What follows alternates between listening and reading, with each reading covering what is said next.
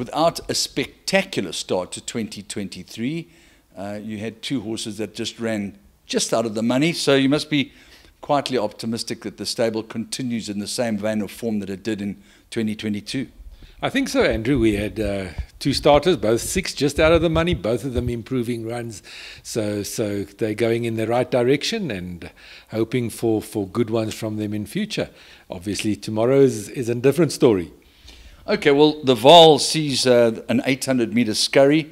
Deolona is your representative there. That's right. Deolona had her first start on the day that we had that accident on the R59 that held everybody up, and she got stuck in the traffic, and it took them a long time to get there.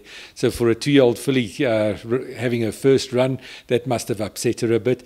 She works a lot better than what this form suggests. She was actually very disappointing in her first run, but I'm expecting a lot of improvement from her, and don't get caught out with her. She's a decent filly.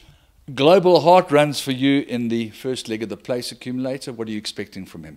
Yes, Andrew, we're doing a bit of a jump in distance with him. We started off with 1200s, but he's always shown us to be more of a miler staying type of a horse. So I expect a lot of improvement from him. His first start was very unlucky. He got really balked and couldn't get through. The second start it was quite wet and he got bogged down in the wet. But I really think the 1600 will suit him, and I'm expecting a huge improvement from him. So put him in all your bets. Kentellan Bay is a horse in front of whose stable we have done interviews before. What an absolute gem he is, and he's a horse that I know that you have aspirations for.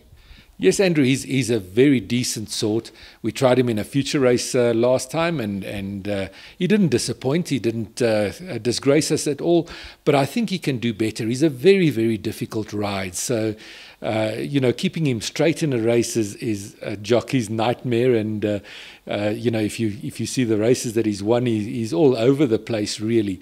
But a very decent horse. And I expect that the 1800 will actually suit him. It's the first time that we're going a bit further with him, and planning to maybe go on to something like the London News 3-year-old 1800-meter race. So depending on how he goes, I think that will be our aim. He's a decent horse, include him. And then to put the lid on the day, we've got Summerland.